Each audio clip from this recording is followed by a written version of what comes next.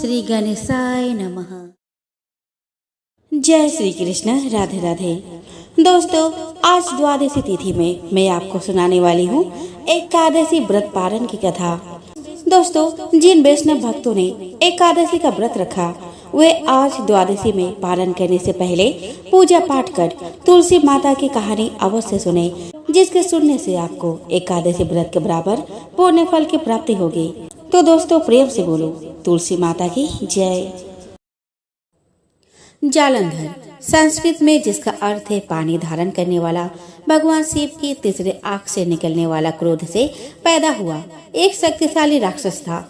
भगवान शिव ने देवराज इंद्र को उनके अहंकार को नष्ट करने के लिए अपनी तीसरी आंख खोली। हालांकि देवराज इंद्र बच गए और तीसरी आंख से निकला ऊर्जा को भगवान शिव ने समुद्र में फेंक दिया, जिससे जालंधर का जन्म हुआ। इसीलिए इन्हें शिव पुत्र भी कहा जाता है। ऊर्जा एक लड़के के रूप में विकसित हुई और उसका पालन पोषण समुद्र द्वारा और बाद में शुक्राचार्य द्वारा किया गया। उन्होंने एक धर्मपरायण महिला वृंदा से विवाह किया। वृंदा, जो भगवान विष्णु की भक्त थी, अपने राक्षस पति के प्रति भी वफादार थी। जालंधर की शक्ति उसकी पत्नी वृंदा थी, जिसके पति व्रत धर्म के कारण सभी देवी देवता मिलकर भी जालंधर को पराजित नहीं कर सके और जालंधर ने स्वर्ग, भूलोक और पाताल लोक पर विजय प्राप्त कर ली। जालंधर को अपनी ताकत पर घमंड हो गया। वह वृंदा की उसके प्रति भक्ति की उपेक्षा करके देवताओं की स्त्रियों को परेशान करने लगा। पुराण की कथा के अनुसार जालंधर भगवान विष्णु से देवी लक्ष्मी को छीनना चाहता था, इसीलिए उसने बैकुंठ पर हमला किया। लेकिन लक्ष्मी जी ने जालंधर से कहा कि हम दोनों जल से उत्पन्न हुए हैं, इसीलिए हम भाई बहन हैं। जालंधर देवी लक्ष्मी की बातों से प्रभावित हुआ और देवी लक्ष्मी को अपने बहन मानकर बैकुंठ छोड़कर चला गया। इसके बाद वो कैलाश पर्वत पर गए और देवी पार्वती से अपने पत्नी बनने का आग्रह करने लगे। इससे देवी पार्वती क्रोधित हो गई और महादेव को जालंधर से युद्ध करना पड़ा। वृंदा के सतीत्व के कारण जालंधर पर किया गया भगवान शिव का हर वार निष्फल हो गया। देवताओं ने योजना बनाई और भगवान विष्णु जालंधर का वेश बनाकर वृंदा के पास पहुँचे। वृंदा भगवान विष्णु को अपना पति समझकर उनके करीब आ गई और इससे वृंदा का पतिव्रत धर्म टूट गया और भगवान शिव ने जालंधर का वध कर दिया। इस पुराण के अनुसार कहीं भी जालंधर को शिव पुत्र के रूप में मान्यता नहीं दी गई है। जालंधर के बारे में अन्यत्र भी उल्लेख मिलता है कि समुद्र मंथन के दौरान देवी लक्ष्मी के साथ जालंधर भी उत्पन्न हुआ था। पद्म पुराण, शिव पुराण और स्कंद पुराण में राक्षस जालंधर के जन्म के बारे में बहुत कुछ बताया गया है। शिव पुराण में बताया गया है कि एक बार देवराज इंद्र समेत अन्य देवताओं ने भगवान शिव की परीक्षा लेनी चाहिए। देवराज इंद्र देवताओं के गुरु बृहस्पति भगवान के साथ कैलाश पर्वत पहुँचे। भगवान शिव ने अपने आध्यात्मिकता शक्ति के बल पर यह जान लिया कि ये लोग उनकी परीक्षा लेने आ रहे हैं। इसलिए उन्होंने देवराज इंद्र और गुरु बृहस्पति के ज्ञान का परीक्षण करने के लिए खुद को अवधूत का वेश धारण किया और उनके रास्ते में खड़े हो गए। देवराज इंद्र ने उसे रास्ते से हटने का इशारा किया, लेकिन भगवान शिव अवधूत वेश धारण कर अपने स्थान पर खड़े रहे। यह देखकर देवराज इंद्र क्रोधित हो गए। उसने कहा कि अरे, तुम्हें पता नहीं मैं कौन हूँ? रास्ते से हट जाओ, नहीं तो मैं वज्र से तेरे टुकड़े टुकड़े कर डालूंगा। धमकी सुनकर शिव जी वेशधारी अवधूत क्रोधित हो गए। उसने बड़े जोर से गुंजन किया, जिसे सुनकर चारों दिशाएं कांप उठी। देवराज इंद्र की हरकत पर भगवान शिव क्रोधित हो गए और उनकी आंखें लाल हो गई, जिससे देवराज इंद्र भयभीत हो गए। क्रोध के कारण भगवान शिव की तीसरी आंख खुल गई, जिससे देवराज इंद्र लगभग मर ही गए। गुरु बृहस्पति को तुरंत एहसास हुआ कि अवधूत वास्तव में कोई और नहीं बल्कि स्वयं भगवान शिव थे। उन्होंने देवराज इंद्र को संकेत करके कहा, यह तुम क्या अनर्थ कर रहे हो सुरेंद्र? आप भगवान शिव को नहीं पहचान रहे? यह असली भगवान शिव है। देवराज इंद्र को अपनी गलती का एहसास हुआ। वे तुरंत भगवान शिव के चरणों में गिर पड़े और क्षमा मांगने लगे। क्षमा करें प्रभु, मैंने आपको नहीं पहचाना। गुरु बृहस्पति बोले कि हाँ प्रभु, देवेंद्र को माफ कर दो। उसने अनजाने में तुम्हें नहीं पहचाना, इसीलिए उसे माफ कर दो। गुरु बृहस्पति के समझाने पर भगवान शिव ने देवराज इंद्र को क्षमा कर दिया। देवराज इंद्र को मारने से बचने के लिए भगवान शिव ने अपने तीसरी आंख से निकले क्रोध की ऊर्जा को समुद्र की ओर भेजा और समुद्र से मिलने पर उस ऊर्जा ने एक बालक का रूप धारण कर लिया। भगवान शिव के क्रोध के तेज से उत्पन्न वह बालक खूब रोया, जिससे चारों दिशाएं कांपने लगी। देवता और दानव सभी भयभीत हो गए। हवा कम हो गई। प्रभ देवता इंद्र अन्य देवताओं के साथ भगवान ब्रह्मा के पास पहुँचे और उनसे कहा कि हे भगवान, एक अद्भुत बालक सागर संगम पर इतने जोर से रो रहा है कि देवता डर गए हैं। कृपया इस संकट को दूर करें। भगवान ब्रह्मा और देवराज इंद्र देवताओं के साथ सागर संगम पर पहुँचे। ब्रह्मा जी के आते ही समुद्र अपने स्थान से बाहर आ गया। उसने इंद्र सहित ब्रह्मा जी की पूजा की। ब्रह्मा जी ने समुद्र से पूछा, जल में रेत पर लेटा हुआ यह बालक कौन है? उसकी पुकार सुनकर सारा संसार व्याकुल हो रहा है। सागर ने भगवान ब्रह्मा से कहा कि उन्हें नहीं पता यह लड़का कहाँ से आया है। यह कहकर सागर ने बालक को गोद में उठा लिया और ब्रह्मा जी को दे दिया। जैसे ही वह भगवान ब्रह्मा के गोद में आया, बच्चे ने रोना बंद कर दिया और कुछ ही समय में अचानक लड़के की भुजाएं आगे बढ़ गई और उसने अपने दोनों भुजाओं से भगवान ब्रह्मा का गला पकड़ लिया। यह देखकर अन्य देवताओं को आश्चर्य हुआ। ब्रह्मा जी ने अपना गला छुड़ाने की कोशिश की, लेकिन बालक के हाथों की पकड़ मजबूत हो गई। तभी अचानक लड़के ने अपना गला छोड़ दिया और मुस्कुराने लगा। भगवान ब्रह्मा ने बालक का नाम जलंधर रखा। तब भगवान ब्रह्मा ने कहा कि वह लड़का एक दिन राक्षसों का सम्राट बनेगा और उसे केवल भगवान शिव ही मार सकते हैं और उसकी मृत्यु के बाद वह भगवान शिव की तीसरी आंख में वापस आ जाएगा। बालक का नामकरण कर उसे समुद्र को सौंपकर सभी देवता अपने अपने लोक लौट आए। जब बालक थोड़ा बड़ा हुआ तो ब्रह्मा जी की आज्ञा से दैत्यों के गुरु ऋषि शुक्राचार्य उसे शिक्षा देने लगे। शीघ्र ही लड़का जवान हो गया। शुक्राचार्य ने जलंधर को राक्षसों का सम्राट बना दिया और उसका विवाह कालनेमी नामक राक्षस की पुत्री वृंदा से कर दी गई। वृंदा एक धर्मपरायण महिला थी। उसे भगवान ब्रह्मा से वरदान मिला था, जब तक उसके सतीत्व कायम रहेगी, कोई भी देवता या दानव उसके पति को नुकसान नहीं पहुंचा सकेगा या उसके पति का बाल भी बांका नहीं कर सकेगा। जलंधर ने न्याय और कुलीनता से शासन किया। उनकी पत्नी वृंदा हर मामले में उनका सहयोग करती थी। कहा जाता है कि जलंधर की शक्ति का राज उसकी पतिव्रता पत्नी थी। वृंदा के पतिव्रत धर्म के कारण देवता भी जलंधर को परास्त न कर सके, जिससे जलंधर को बहुत अभिमान हो गया। उसे लगा कि कोई उसे नुकसान नहीं पहुंचा सकता या जीत नहीं सकता। जलंधर ने अपने पूरे जीवन में कई गलतियां की, परंतु वृंदा के पतिव्रत धर्म के अवहेलना करना उसकी सबसे बड़ी भूल थी। उसने देवताओं की पत्नियों को परेशान करना शुरू कर दिया। यहाँ तक कि एक बार उसने बैकुंठ पर भी आक्रमण कर लक्ष्मी जी को प्राप्त करने का प्रयास किया। तब लक्ष्मी जी ने जलंधर से कहा कि हम दोनों जल से उत्पन्न हुए हैं, इसीलिए उनके बीच भाई बहन का रिश्ता है। लक्ष्मी जी की बात सुनकर जलंधर बैकुंठ से वापस चला गया। एक दिन आचार्य शुक्र जलंधर के दरबार में आए। जलंधर ने आचार्य के चरणों की पूजा की और उन्हें ऊंचे आसन पर बिठाया और पूछा, आचार्य, हमारे यहाँ राहु नाम का एक नायक है। मैं जानना चाहता हूँ उसका सिर आखिर क्यों काटा गया। आचार्य शुक्र कहते हैं कि हे दैत्यराज, राहु का सिर भगवान विष्णु ने अपने सुदर्शन चक्र से काट दिया है। जलंधर बोलता है, लेकिन क्यों आचार्य, राहु ने ऐसा क्या काम किया था। जवाब में शुक्राचार्य ने उन्हें समुद्र मंथन की पूरी कहानी बताई और कहा कि उनका अपराध यह था कि उन्होंने देवताओं के पंक्ति में बैठकर छल से अमृत पी लिया था। यह सुनकर जलंधर कहता है, तो इसमें अपराध क्या हुआ आचार्य? आखिर अमृत निकला भी तो देवताओं और दानव के संयुक्त प्रयास से ही, फिर अकेले देवता ही उस अमृत को पीने का अधिकारी कैसे हो गए। आचार्य कहते हैं, इसमें भगवान विष्णु का भी छल था। राक्षस राज, समुद्र से जितने भी रत्न निकले उन्हें देवराज इंद्र ने ले लिया। यह सुनकर जलंधर क्रोधित हो गया और बोला कि मैं ऐसा बिल्कुल नहीं होने दूंगा। देवराज इंद्र मेरे पिता के रत्नों के स्वामी नहीं है, मैं स्वयं हूँ। देवताओं को समुद्र के रत्न लौटाने होंगे। इसके बाद शुक्राचार्य अपने आश्रम वापस चले गए और जलंधर ने धस्मर नामक राक्षस को बुलाकर इंद्रपुरी भेजा ताकि वह देवराज इंद्र को संदेश दे सके कि समुद्र मंथन से प्राप्त सभी रत्न उन्हें सौंप दे। घस्मर इंद्रपुरी पहुँचे। घस्मर ने देवराज इंद्र से कहा कि देवराज, मैं दैत्यराज जलंधर का संदेश लेकर उपस्थित हुआ हूँ। राक्षस राजा ने कहा है कि तुम उसके पिता के रत्न जो समुद्र मंथन के समय तुमने लिए थे उन्हें तुरंत लौटा दो। देवराज इंद्र आश्चर्य से बोले, रत्न? कौन से रत्न? राक्षस राजा से कहो कि वे रत्न देवताओं की कड़ी मेहनत के परिणाम है। राक्षस राजा से कहो कि ये रत्न देवताओं की कड़ी मेहनत का परिणाम है। घस्मर कहता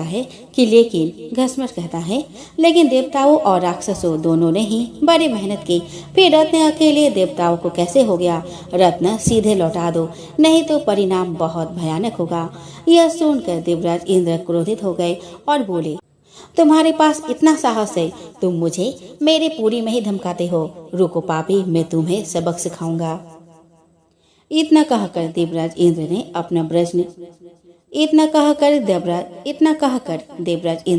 अपना वज्र निकाल लिया। लेकिन तभी आचार्य बृहस्पति ने उन्हें रोका और समझाते हुए कहा कि क्रोध मत करो देवराज, यह एक दूत है और एक दूत को मारना नहीं चाहिए, उसको छोड़ दो। धस्मर वापस जलंधर के पास गया और उसे देवराज इंद्र द्वारा दिया गया उत्तर बताया। यह सुनकर जलंधर क्रोधित हो गया। उन्होंने तुरंत चारों दिशाओं में स्थित राक्षसों को संदेश भेजा कि वे तुरंत इंद्रपुरी पर आक्रमण करें। साथ ही अपने सेनापतियों शुभ और निशुंभ के साथ उसने इंद्रलोक पर चढ़ाई कर दी। जल्द ही राक्षसों की सेना इंद्र के नंदन वन में पहुंच गई और सैनिकों ने देवताओं पर हमला करना शुरू कर दिया। राक्षसों की टोलियां अमरावती को नष्ट और भ्रष्ट करने लगी। दोनों पक्षों के वीरों की लाशें जमीन पर गिरने लगी। देवताओं की ओर से आचार्य बृहस्पति और दानव की ओर से शुक्राचार्य घायल एवं मृत वीरों का उपचार करने लगे और वे पुनः जीवित होकर युद्ध करने लगे। युद्ध चलता रहा परंतु किसी भी पक्ष को विजय नहीं मिल सकी।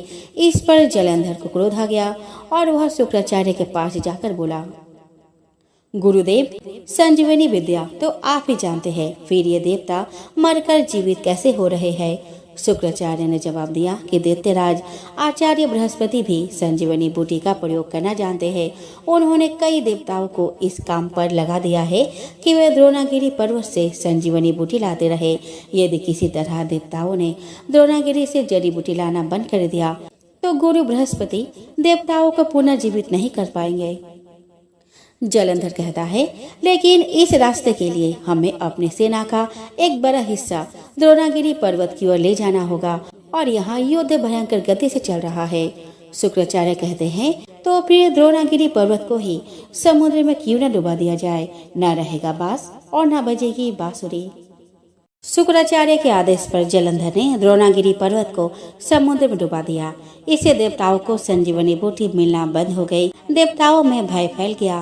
देवराज इंद्र भयभीत होकर आचार्य बृहस्पति के पास आए और बोले, हमारे वीर बहुत हताहत हो रहे हैं आचार्य, अब क्या होगा?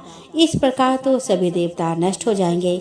आचार्य बृहस्पति ने कहा कि मेरी सलाह मानो देवेंद्र, इस युद्ध को तुरंत रोको और अपनी सेना के साथ भागकर अपना जान बचाओ। जलंधर भगवान शिव के तेज से पैदा हुआ है, उसमें भगवान शिव की अपार शक्ति है।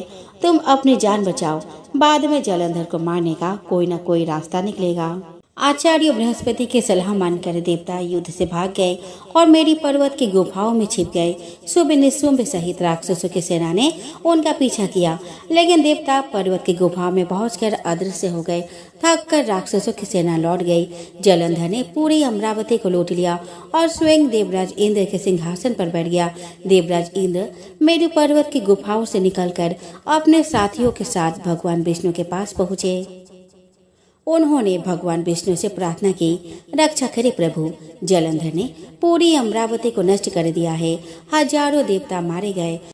भगवान विष्णु मदद करने के लिए सहमत हुए, लेकिन देवी लक्ष्मी से वादा किया कि वह जलंधर को नहीं मारेंगे, क्योंकि वह समुद्र से पैदा हुआ था और देवी लक्ष्मी उसे अपना भाई मानती थी। जलंधर के बीच भयंकर युद्ध हुआ। इस दौरान भगवान विष्णु युद्ध में जलंधर की वीरता से प्रभावित हुए। उन्होंने उससे युद्ध रोकने और अपनी इच्छा अनुसार कोई भी वरदान मांगने को कहा। जलंधर ने भगवान विष्णु से उसकी बहन देवी लक्ष्मी के साथ क्षीर सागर में रहने की अनुमति देने का अनुरोध किया। भगवान विष्णु ने उनकी इच्छा पूरी की और अपने पत्नी देवी लक्ष्मी के साथ क्षीर सागर में रहने लगे। जलंधर बड़े प्रेम से भगवान विष्णु की सेवा करने लगा। देवताओं और भगवान विष्णु से अपराजित होकर जलंधर तीनों लोकों का शासक बन गया। उनके पुण्य शासन से देवताओं को छोड़कर सारी प्रजा संतुष्ट थी।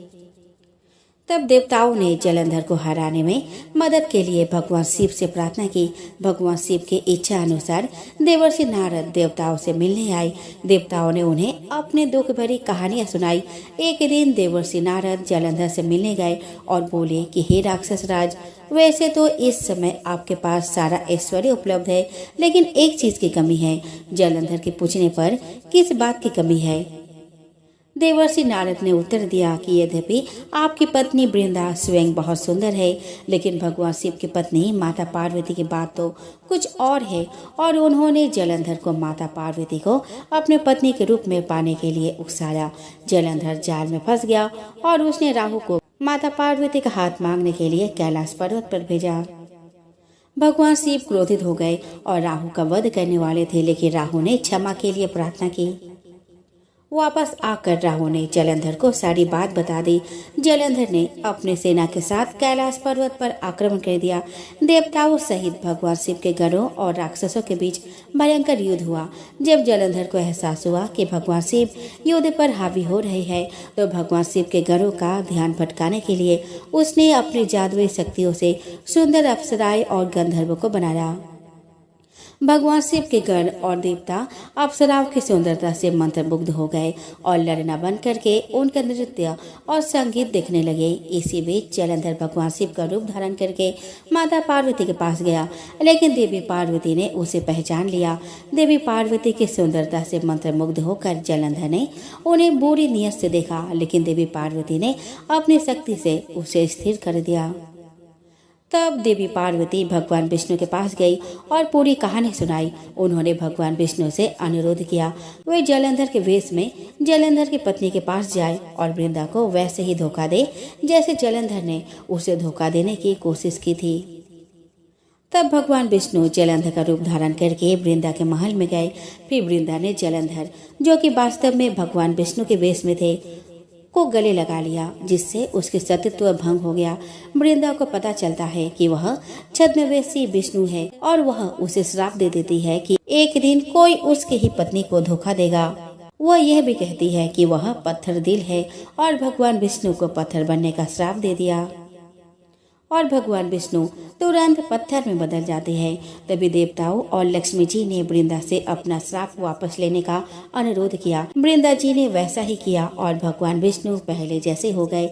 तब वृंदा ने सतीत्व भंग होने के कारण आत्मदाह कर लिया। तभी उसके राख से एक पौधा निकला। भगवान विष्णु ने कहा कि आज से इसका नाम तुलसी होगा और मेरा एक रूप पत्थर के रूप में रहेगा, जिससे शालिग्राम के नाम से तुलसी जी के साथ पूजा जाएगा और तुलसी का विवाह शालिग्राम के साथ कराया जाएगा। जलंधर की शक्ति का रहस्य उसकी पतिव्रता पत्नी थी और जैसे जैसे उसकी पत्नी का सतीत्व भंग होता गया, वैसे वैसे उसकी शक्तियां कम होती गई। इसके बाद जलंधर द्वारा बनाई गई मायावी शक्तियां समाप्त हो गई और सारी अप्सराएं और गंधर्व गायब हो गए। भगवान शिव की सेना को एहसास हो गया वह जो कुछ भी देख रहे थे वह एक भ्रम से ज्यादा कुछ नहीं था। भगवान शिव ने अपना युद्ध फिर से शुरू किया। शुभ और निशुंभ राक्षस उससे युद्ध करने के लिए आगे आए, लेकिन अंततः उन्हें युद्ध के दौरान भागना पड़ा। तभी जलंधर भगवान शिव से युद्ध करने पहुंचा। उसके बीच भयंकर युद्ध प्रारंभ हो गया। भगवान शिव ने अपने चक्र से जलंधर का सिर काट दिया, जो उसके पैर की अंगूठी से उत्पन्न हुआ था। उनकी मृत्यु के बाद जलंधर की आत्मा भगवान शिव से मिल गई। तब देवतागण भगवान शिव के पास आए और उनकी स्तुति की। दोस्तों, जालंधर भारत के पंजाब राज्य के प्रमुख जिलों में से एक है, जहां 3 नदियां सतलुज, ब्यास और रावी है। शहर के नामकरण के पीछे की पौराणिक कथा यह है कि ऐसा कहा जाता है कि वर्तमान जलंधर शहर राक्षस राजा जलंधर की राजधानी थी। जलंधर में आज भी दैत्यराज जलंधर की पत्नी देवी वृंदा का मंदिर मोहल्ला कोट किशनचंद में स्थित है। ऐसा माना जाता है कि यहाँ एक प्राचीन गुफा थी जो सीधे हरिद्वार तक जाती थी। इस मंदिर से जुड़ी पौराणिक कथा के अनुसार वृंदा ने आत्मदाह कर लिया था, जिसके बाद भगवान विष्णु ने उसका सतीत्व भंग कर दिया था और उसके राख के ऊपर तुलसी का पौधा पैदा हुआ। तुलसी जिन्हें भगवान विष्णु देवी लक्ष्मी से भी अधिक प्रिय मानते हैं, वह देवी वृंदा का ही एक रूप है। वृंदा देवी मंदिर के बारे में यह मान्यता प्रचलित है कि यहाँ 40 दिनों तक श्रद्धा पूर्वक पूजा करने से मनोकामनाएं पूरी होती है। जालंधर शहर के संबंध में पुराणों में उल्लेख मिलता है कि यहाँ 12 तालाब हुआ करते थे, जो शहर में प्रवेश करने के लिए नाव का सहारा लेना पड़ता था। इस स्थान की 4 दीवारी के बाहर एक पुराना तालाब था जो अन्नपूर्णा मंदिर को छूता था और एक तरफ ब्रह्मकुंड से घिरा था। आज भी यहाँ पुरानी छोटी ईंटों की सीढ़ियां बनी हुई है।